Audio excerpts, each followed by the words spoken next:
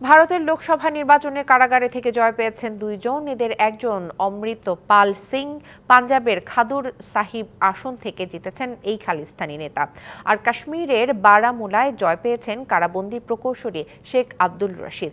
এদিকে পাঞ্জাবের ফরিদকোটে জয়ী ইন্দিরা গান্ধীর হত্যাকারী বিয়ন্ত সিং এর ছেলে সরবজিৎ সিং খালসা, যারা বন্দি সংসদ সদস্য হিসেবে তারা শপথ নিতে যেতে পারবেন কিনা, পারলেও রাজনৈতিক ভবিষ্যৎ কি হবে তা নিয়ে দেখা দিয়েছে প্রশ্ন।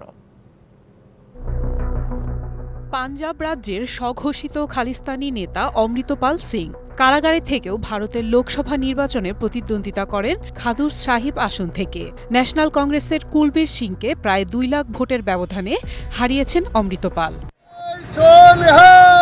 অমৃতপাল সিং প্রথম পরিচিতি পান কৃষক আন্দোলনের সময়। গড়ে তোলেন ওয়ারিশ পাঞ্জাব দে নামের এক বিচ্ছিন্নতাবাদী সংগঠন। গত বছরের 23 এপ্রিল গ্রেপ্তার করা হয় অমৃতপালকে।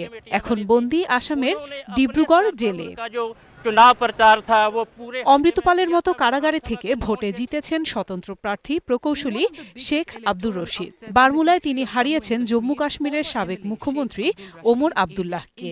সন্ত্রাসীদের সঙ্গে অর্থ লেনদেন করার অভিযোগে 2019 সাল থেকে দিল্লির তিহার জেলে বন্দী 56 বছর বয়সী রশিদ। একমাত্র ওয়ালটন এসি দিচ্ছে 1 বছরের রিপ্লেসমেন্ট গ্যারান্টি এবং কম্প্রেসরের 10 বছরের গ্যারান্টি।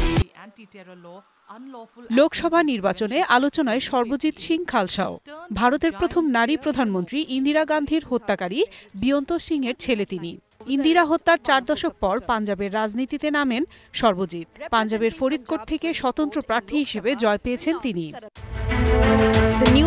পাঞ্জাব ও কাশ্মীরের এই 3 প্রার্থীর জয় এখন ভারত সরকারের জন্য চিন্তার। বিশেষজ্ঞরা বলছেন, ভোটে প্রতিদ্বন্দ্বিতা করা বা জিতলে লোকসভায় গিয়ে সংসদ সদস্য হিসেবে শপথ নেওয়া সাংবিধানিক অধিকার। তবে শপথ গ্রহণের জন্য কারাবন্দীদের আগে জেল কর্তৃপক্ষের অনুমতি চেয়ে চিঠি দিতে হবে। কর্তৃপক্ষের নজরদারিতে শপথ নিতে পারবেন, তারপর আবার তাদের জেলে ফিরতে হবে।